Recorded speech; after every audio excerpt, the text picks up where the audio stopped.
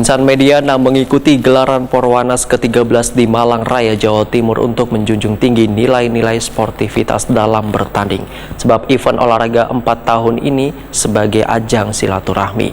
Memperkokoh persatuan insan media, Wan diharapkan pula Porwanas di Malang Raya ini harus menjadi Porwanas yang paling sukses. Insan Media mengikuti gelaran Porwanas ke-13 di Malang Raya, Jawa Timur untuk menjunjung tinggi nilai-nilai sportivitas dalam bertanding.